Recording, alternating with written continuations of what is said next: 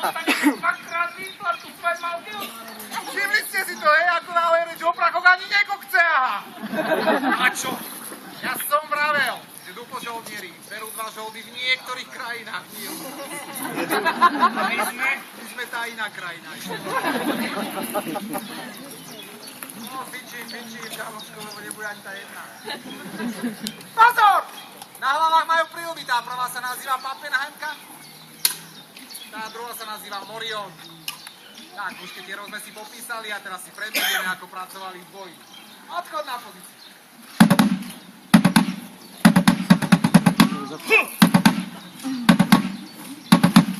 Zatiskame!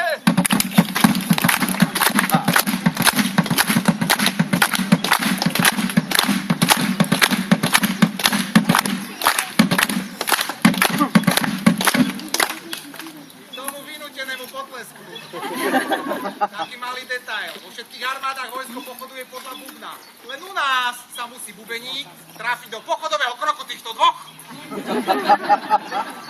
Na druhú stranu, priateľa, čo by sme chceli? Ja tu mám inú kombináciu, vám poviem. Toto je bývalý krčmár a henten zvárač. No čo ja mám s tým robiť?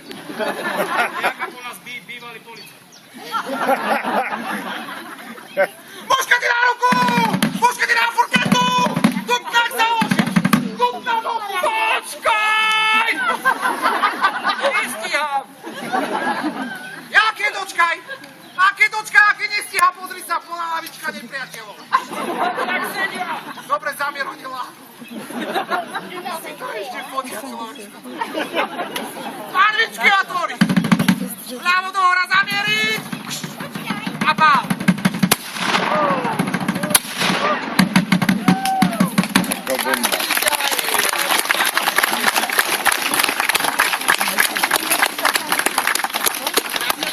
To, čo vidíte a čo cítite, to je vystrelený černý pušný prach. Dýchajte z hlboká, je to chce neskúsené. Týmto dvojvýstrelom sa učanovi šermiari s vami lúčime. Teraz na rad prichádzajú páni sokoliari Začulia, vám predviedli svojich operených zverencov. My vám ďakujeme za pozornosť, za podporu, za